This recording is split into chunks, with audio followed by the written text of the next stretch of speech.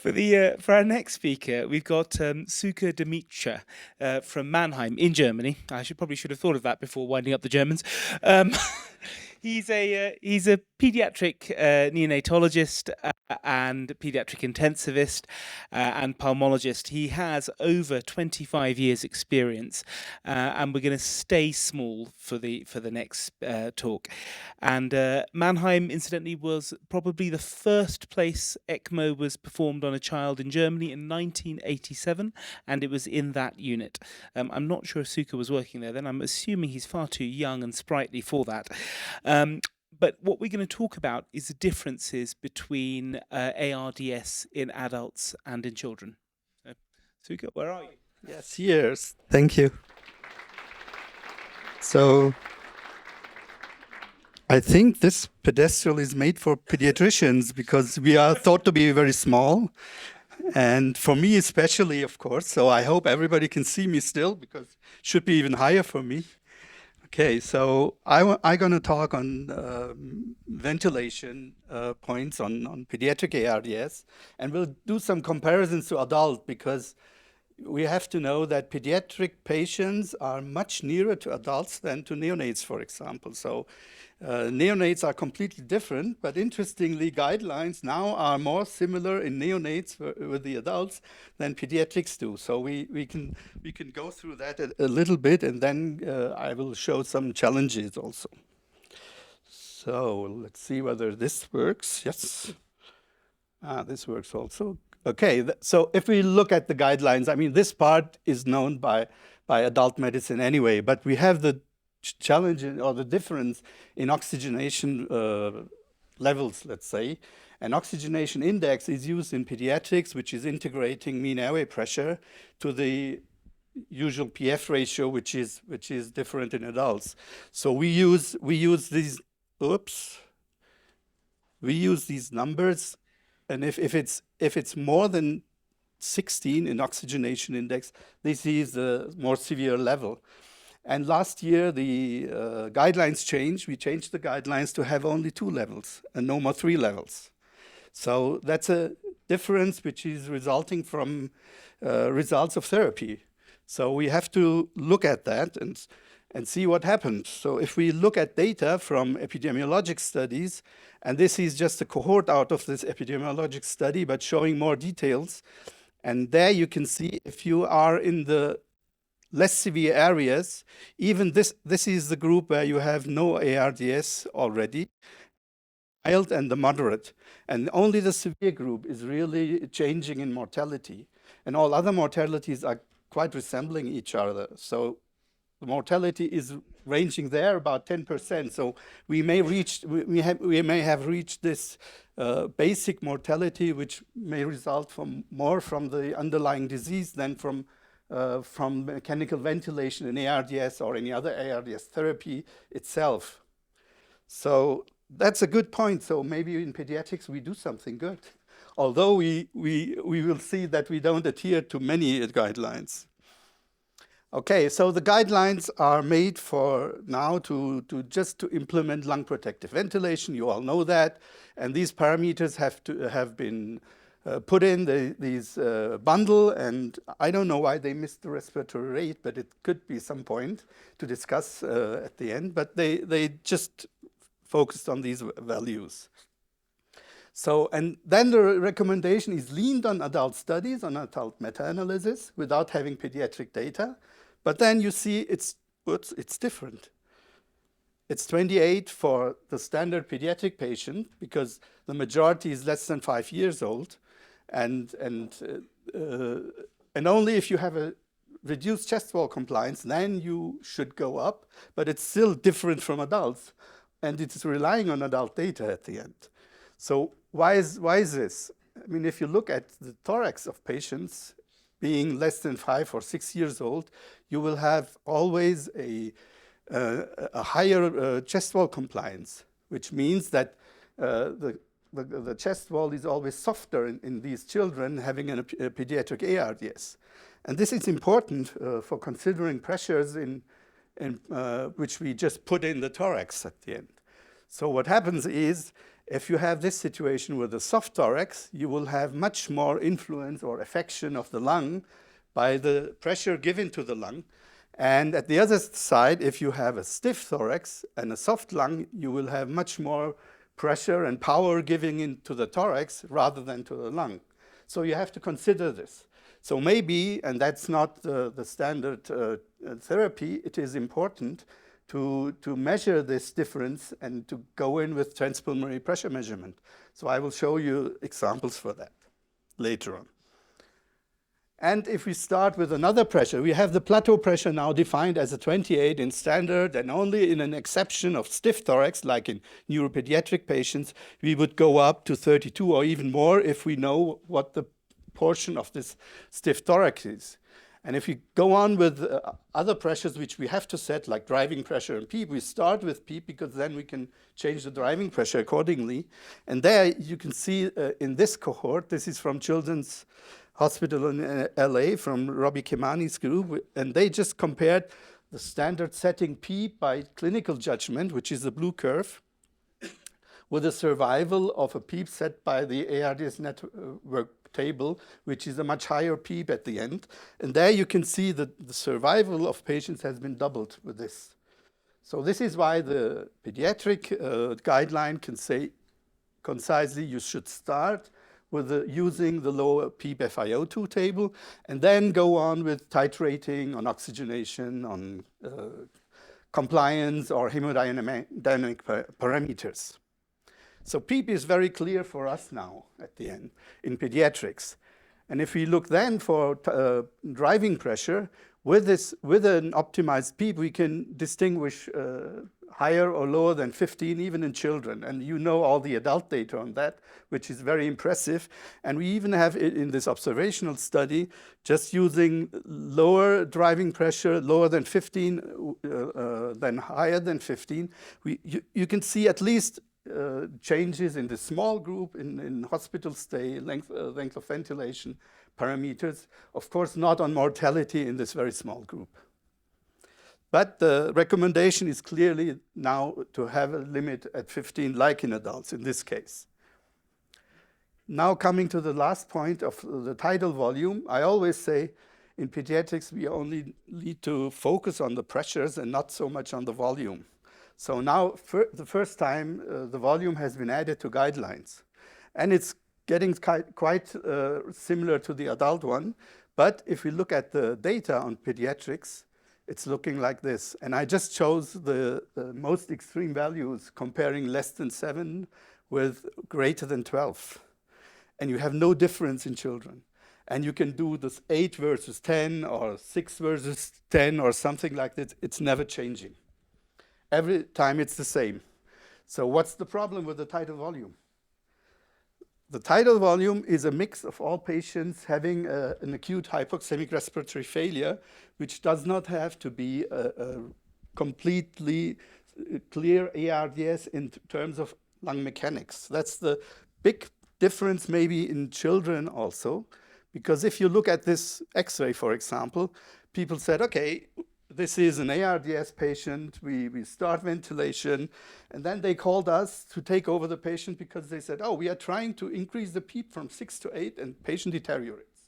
And it's and has a very bad oxygenation.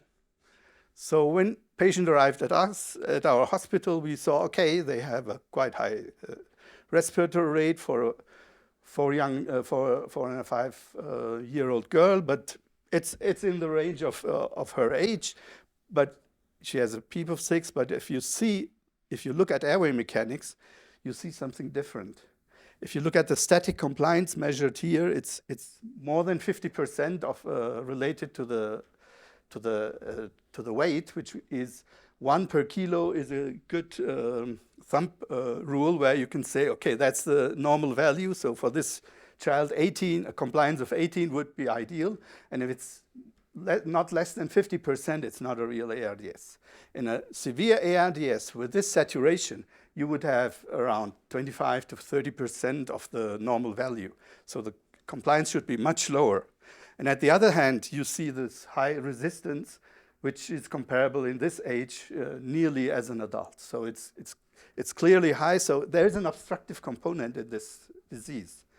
So therefore, the solution was just to reduce the rate and then just to wake the patient up, and you could reduce the control pressure. And just a few hours later, it looked like this. It was on pressure support ventilation, and you are just fine with reduced situation. So you can just handle, if you better and more specific and more individualized, if you look at airway mechanics. That's the main point on this.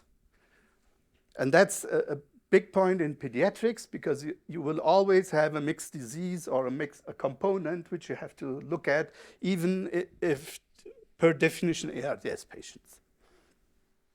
Okay, and if you look at our ECMO data from patients taken to ECMO in the pediatric age group, we see the diagnosis, the main diagnosis which we take on ECMO, they have a viral pneumonia. And the viral pneumonia patients are always associated with an obstructive disease, at least in a mixed way when they develop an acute hypoxemic respiratory failure. I don't say ARDS to them because we have to distinguish them. And the real PARDS patients are much less in the percentage who go on ECMO. And in adults, it's a little bit different, but there should be something in adults also. And if we look at if you look at airway mechanics, we should also look in certain situations at transpulmonary pressure when we have to know whether our pressure settings are really fitting to be lung protective enough in our ventilation bundle. So if we have values like this where we are too high, when we take over such a patient, we put the catheter in and we see the transpulmonary pressure curve, can do also some expiratory hold to see whether there is an intrinsic PEEP, and here is one. So what we can do is react on this, reduce saturation, and then go up with a PEEP. We can put it on the related to the expiratory phase of the transpulmonary pressure curve, and then it can succeed because we can reduce the driving pressure, and that's all our goal to do, and has been shown also like in adults.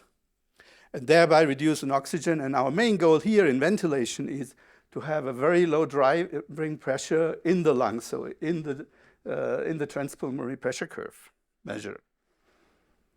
So, and if you look at, this is a survey which we did in with the respiratory section of the German Society of Neonatal and Pediatric Intensive Care, where we asked PICUs in Germany, Austria, and Switzerland what they usually do in pediatric ARDS patients.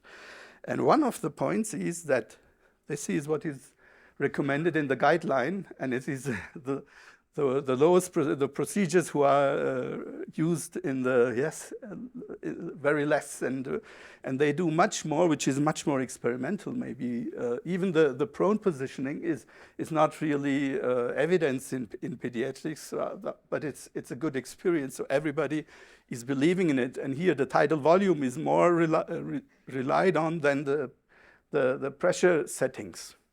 So there is something which has to be done with the adherence, obviously. And in this study, they did an international observation and looked what has been done in pediatric patients. And there's no correlation between chosen driving pressures with the tidal volume which resulted. So if you even go up with the pressures, you don't have any change in tidal volume or in CO2, and a significant change. So in this observation, 70% of time, the ARDS net table was not used.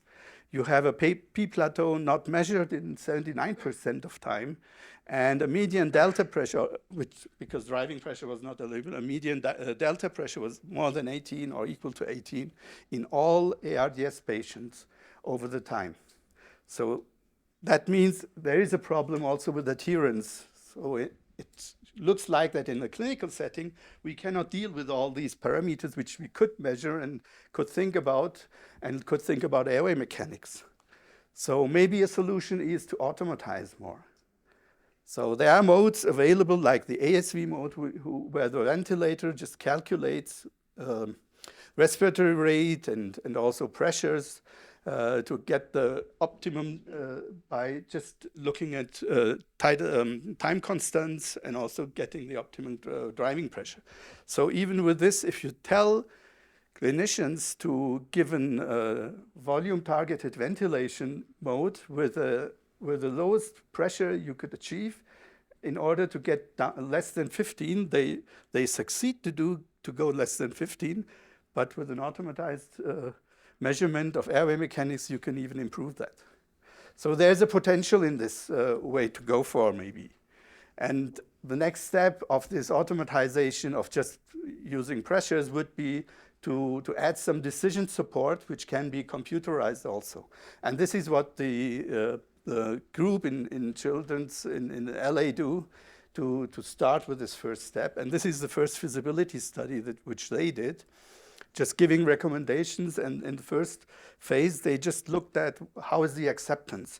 And the red line is showing in different recommendation areas where the acceptance rate is. And it's around 80% to 90% at most of all. And the red line shows this overall one, and that's the per patient one, which is fluctuating, of course. So there are still some concerns, but it is possible to implement this. And also the next step would be in future to automatize. So I would be happy to discuss these points, because it's very difficult to accept from clinicians to go for automatization in such an area which is quite complex. So in conclusion, I would say there are guidelines which are quite helpful, but you have to think over, like the airway mechanics, and look at the individual patient. But also you have to try to adhere with this new knowledge to put that in the guidelines. And additional awareness is, of course, necessary especially for airway mechanics and transpulmonary pressures. And I think automatization will be helpful in future. So I'm happy to discuss this. Thank you.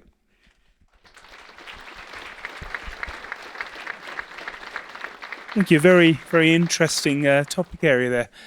Do I see any hands? So with the automation of the ventilation, this presumably is using an algorithm by that particular manufacturer for the ASV. Have there been any moves to try and get sort of bigger data sets, or maybe even use AI to try and modulate this? Because it seems like a very complicated area with lots of parameters feeding into each patient. I mean, the next step in the ASV is to just go for not only airway mechanics and to add the CO2 measurements like end-tidal CO2 and SpO2 measurements. That's already possible with the IntelliVent function, which you can add to the ASV. And after that, you still have to adapt to the children, because it's coming from the adults, where you have to at least optimize the measurements, not the algorithm itself, because it's measuring quite well the time constant. And of course, now the next step would be to get the data, but in these times we first have to build the ground for getting this data from the regulatory side. But of course, this is the next step to go for, in this automatic modes at least. And this is looking mainly at data from within intensive care units within the hospital. Yes. But obviously, when your teams go out to retrieve patients from smaller units or pre-hospitally, obviously the stormy course of the child's ventilation and illness is probably far worse at that point. Have you looked at any of this sort of trying to get that precision and that kind of modulation into that part of the care when the child is unstable? Yes. We are getting the patients always by ourselves, because that influences the outcome clearly. That's the first point, especially more on neonates than in pediatrics, but it's also true for pediatrics. But at the other hand, we experience to not do too much at the site, because at the end, the equipment is you cannot, with a transport ventilator, you would not be able to measure transpulmonary pressure, but you could use ASV. But then you have to rely on all the parameters you just have at site. So it's better for us to do it in our site, but the clinician does some adjustments. And usually when he arrives 2 hours later, he arrives with a better state. So sometimes you cannot even optimize it when he's in the hospital. You are right. Brilliant. Thank you very much. Any Any questions from the audience? Or are you all keen to do ultrasound and get skiing? Right, thank you very, very much.